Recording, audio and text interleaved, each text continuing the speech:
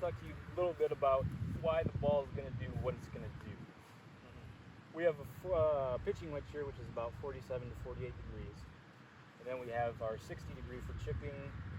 As you can tell, I guess by just looking at it, and you likely already know this, but based on how much loft we have is kind of how much spin we're going to have. So likely we're going to have more spin with a 60 degree than we are with a pitching wedge. Kind of touching point, as I did earlier, I mentioned that where we choose to land the ball is important. And if we have a close pin like we do right here, maybe the play is a 60 because we give ourselves a little bit more room for error. If we hit it a little long, that's okay. We're likely going to get more spin out of it. With a pitching wedge and keep it low, because it's 47 to 48 degrees, it's likely going to roll out a little bit longer as compared to our 60 degree. So with that in mind, we can assume that it's okay to miss a little bit with a 60 degree. With a pitching wedge and a close pin, it's difficult because it's going to likely roll out. If you're going towards that back flag, maybe more roll is good because that way it gives the ball a chance to roll out as opposed to our 60, which is likely going to stop one and dying in your hands. So likely, what we can gather from your draw is likely you're taking the club back straight, I would imagine, and then you're coming through on the inside.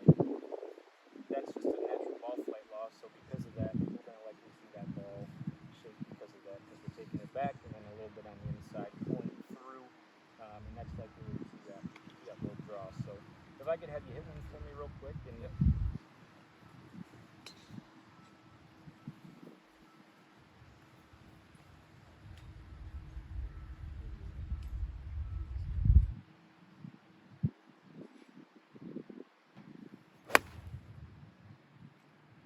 there's a perfect explanation of where that ball flight comes from, and I think that's important for you to understand because that way you know what you're doing and how you're doing it. If you're swinging from the outside across, likely that ball is gonna fade.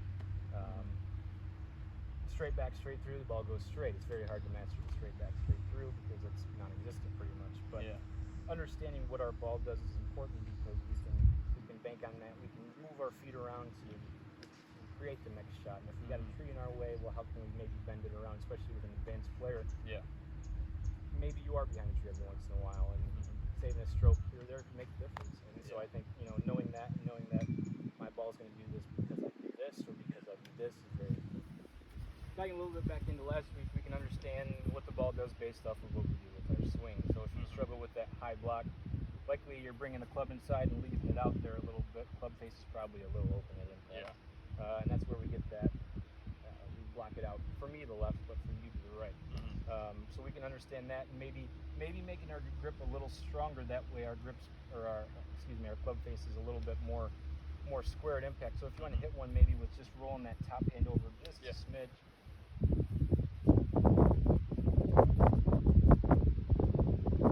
And again, keeping in mind shoulder width apart. I don't want to overload you with things, but you have a good enough player to handle multiple things at once. So if you want to hit one and make sure that hand's over the top just a little bit more.